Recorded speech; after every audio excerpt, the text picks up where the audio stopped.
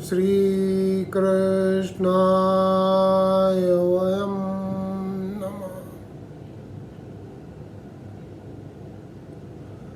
Bhagavad Gita chapter 12 15वां श्लोक। पिछले उसमें हम बात कर रहे थे अभ्यास योग के बारे में। अब हम उसका फल जानेंगे कि अभ्यास योग का फल क्या है। हम जानते हैं कि अभ्यास योग तेरे मेरे का छुटकारा है। मन लगाने की बात, भगवान में मन लगाना, ये जो है इसके लिए अभ्यास करने का जो काम है वो अभ्यास योग है। और उसका फल क्या है ये 15वें श्लोक में बताया है।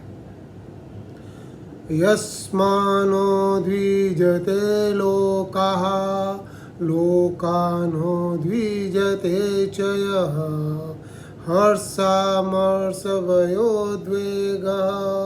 मुक्तो यः स च मे प्रियः मुक्तो यः स च मे प्रियः। तो भगवान यहाँ पे बोलते हैं कि जिसने अभ्यास योग अपना अच्छी तरह से किया है तो उसका उससे उस योगी से, उस भक्त से पूरे संसार में किसी को भी उद्वेग नहीं हो सकता। उद्वेग का मतलब है कि शुद्ध होना, परेशान होना, चिंतित होना। तो वो योगी या वो भक्त किसी को भी उद्वेग नहीं करता है और न ही वो किसी से उद्वेग होता है।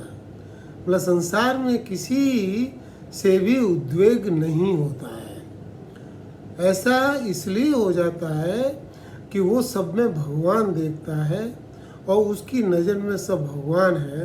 तो वो किससे भेद करे, किसका मेरा तेरा करे, किसका ये सब करे।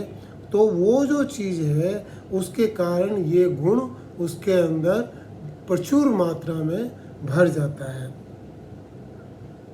ये दो गुणों के अलावा हर्ष, हर्ष का मतलब होता प्रसन्नता है, खुशी है। और कवि की लैंग्वेज में इसको बोला संयोग श्रृंगार। तो ये जो हर्ष है, ये हर्ष उसको नहीं होता है, हर्ष से रहित है, क्योंकि उसका अपना कोई है ही नहीं। तो अच्छी परिस्थिति या बुरी परिस्थिति का कोई सवाल ही नहीं उठता। तो उसको किसी चीज़ से कोई न तो हर्ष होता है और न ही ईर्ष्या होती। ईर्ष्या मतलब अमर्ष, अमर्ष, ईर्ष्या, आवेश, किसी चीज़ के लिए उसका मतलब कि ये चीज़ नहीं होती है, आवेश नहीं होता है। और भय, भय बिल्कुल नहीं होता है, अभय स्थिति हो जाती है। उसको किसी चीज़ का कोई डर, खतरा, कष्ट या त्रास उसको नहीं होता है। और अगर एक चीज़ देखें तो जो अभय की स्थिति है वो भगवान की अपनी स्थिति है। अभय एक गुण के अलावा एक स्थिति का नाम भी अभय है। तो जो भगवान के बिल्कुल नज़दीक पहुंच जाता है उसको अभय की स्थिति प्राप्त होती है। तो ये जो अभय है ये उसको नहीं होता, भय नहीं होता है और उद्वेग नहीं होता है। उद्वेग का मतलब हलचल, या किसी चीज़ से वो आवेश में आ जाए या जोश में आ जाए, या उसमें एक कोई नॉर्मल एक काम करने का तरीका है उसमें कोई तेज़ी आ जाए, तो ऐसा उसमें होता नहीं है। वो जो है उसमें कोई उद्वेग नाम की चीज़ नहीं होती है। तो ये 6 चीज़ें उसके अंदर, 6 गुण वो उसके अंदर आ जाते हैं। आपने देखा कि इसके पहले हमने बात की थी और उसके अंदर गुण बाहर हो रहे थे और उसका इफ़ेक्ट अंदर आ रहा था। और यहाँ पर अंदर से मन को कंट्रोल कर रहे हैं लेकिन गुण बाहर हो रहे हैं, गुण आपके शरीर के अंदर दिखते हैं। तो इसीलिए इसको, ये जस्ट उसका अपोजिट है। तो गुण इसके अंदर जो आपका आते हैं वो बाह्य गुण होते हैं। तो ये जो चीज़ है इसको आपको देखना है। यहाँ पर एक चीज़ और बताएं कि संतों की वाणी तो बड़ी विचित्र है, इसमें कोई दो राय नहीं है। और राम सुखदास जी का तो कहना ही क्या है, तो उन्होंने कहा कि मन जो है ये दो ट्रैक पे चलता है। जैसे कि वो टी सीरीज में पहले टेप आती थी, उस टेप में दो ट्रैक पे रिकॉर्डिंग होती है। आप उल्टी करिए, ए से बी में करिए तो आप उस साइड में भी आप गाना सुन सकते हो। तो ऐसे ही ये मन दो ट्रैक पे चलता है।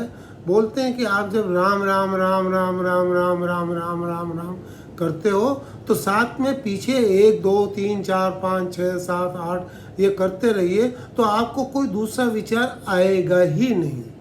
तो ये जो मन को कंट्रोल करने का एक बहुत बड़ा टिप है। तो ये जो है ये आपको मन को कैसे कंट्रोल करना है इसको आपको समझना चाहिए। एक चीज़ और यहाँ पर बताएं कि ये जो गुण है, ये 6 गुण जो आए हैं, ये 6 गुण का अधिष्ठान मन है। ये मन में रहते हैं, ये गुण सारे के सारे मन में रहते हैं। उद्विग्न जब होता है कोई या किसी से उद्विग्न होता है तो बाहर दिखता है। मन में रहता है लेकिन बाहर दिखता है। हर्ष और अमर्ष अंदर होते हैं, मन के अंदर होते हैं, पर ये दिखते नहीं हैं। लेकिन आदमी जब कुछ भी बोलता है या एक्शन लेता है, कोई शरीर से कर्म करता है, तो हर्ष और अमर्ष दिख जाते हैं। भय को छुपाया नहीं जा सकता। भय आपकी आंखों में, भवों में इस एकदम आ जाएगा। आपके चेहरे, आपके सब चीज़ों में भय का एकदम समावेश होता है। तो भय भी दिखता है बाहर। और उद्वेग जो है वो तो एक क्षण में प्रकट हो जाता है। आपका शरीर के अंदर कोई हलचल, आवेश आ गया तो वो एकदम प्रकट हो जाता है। तो ये जो 6 चीज़ें हैं ये आपको पता पड़ती है। ये बाह्य गुण हैं और इन गुणों को कंट्रोल किए बगैर हम आगे नहीं बढ़ सकते हैं। और जो अभ्यास योग है, अभ्यास योग से इन गुणों में वृद्धि होती है। लेकिन यहाँ पर ये रिलेवेंट है कि हम देखें कि चैप्टर 3 का 28वां श्लोक क्या बोलता है। तत्त्ववितु महाबाहो गुण कर्म विभागयो गुणा गुणेषु वर्तन्त इति मत्वा न सज्जते। भगवान बोलते हैं गुण विभाग और कर्म विभाग, इसके अंदर गुण गुणों में बरत रहे हैं। और जो आदमी इन चीज़ों से ऊपर उठ गया है वो देखता है कि इससे मेरा कोई लेना देना नहीं है। तो एक चीज़ आती है कि भी मैंने इतने सारे पाप किए हैं तो उसका क्या होगा। तो उसका चैप्टर 5 में बताया, अपि चेदसी पापेभ्य सर्वेभ्य पाप कृतम सर्व ज्ञान फलेनेव व्रजिन संत ऋष्यसि। बोलते हैं कि भैया देखो, अगर तुमने पाप किए तो दुनिया के सारे पापियों को बुला लो और पापियों को बुला लो। उसके अंदर सबसे बड़ा जो पापी है, बोले वो भी ज्ञान की नौका से तर जाएगा, ये मेरा कहना है। भगवान कहते हैं कि ज्ञान की नौका में वो पापी से पापी आदमी भी तर जाएगा। तो ये ज्ञान जो है, जो पिछले 2 श्लोक में हमने ज्ञान योग की बात की है, तो ये ज्ञान योग जो है, ये ज्ञान योग आपको संसार के पार उतार देगा। इसी का एक अगला श्लोक है 37 श्लोक, यते धांसी समिद्धोग्नि भस्म सात कुरुते अर्जुन ज्ञाना अग्नि सर्व कर्माणि भस्म सात कुरुते तथा। बोले जैसे सारी लकड़ियों को अग्नि जला देती है और थोड़ी सी राख बच जाती है, वैसे ही ये जो सारे कर्म हैं वो ज्ञान अग्नि में भस्म हो जाएंगे और इसके अंदर इसके बाद में कुछ भी नहीं बचेगा। इसलिए ज्ञान सबसे पवित्र है। तो इसके बाद में एक जगह और बताया, चैप्टर 9 में श्लोक 22 के अनन्य चिंतयन्तो माम ये जना पर्युपासते तेषां नित्याभियुक्तानां योगक्षेम वहामहम्। भगवान बोलते हैं कि ये जो तू ज्ञान अर्जित करता है, ये ज्ञान की रक्षा करने के लिए, इसका योगक्षेम करने के लिए मैं हूँ। तो ये भगवान की गारंटी है कि आप इस ज्ञान के मार्ग पे आगे बढ़ेंगे और ये ज्ञान आपको सब चीज़ों से मुक्त कर देगा और ये भगवान के पास ले आएगा। तो ये पूरी की पूरी जो चीज़ है, ये गुण हमको यहाँ से मिलते हैं और इसको हमको समझना चाहिए। अब देखिए कि यहाँ तक आने में हमने क्या क्या गुण अर्जित किए। तो पहले कर्म साधना, जो पहले 4 स्टेप थे, उसके अंदर हमने 10 गुण अर्जन किए।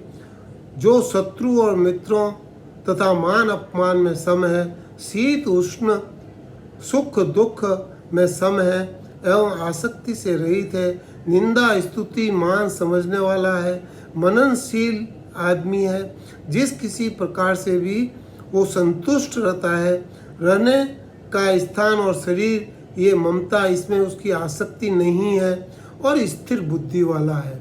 ये कर्म और इंद्रियों के कंट्रोल से होता है। तो ये 10 गुण पहले हमको बताया था जो कर्म साधना में आया था। इसके बाद में 5वें स्टेप पे कर्म योग के अंदर हमें 5 गुण मिले थे।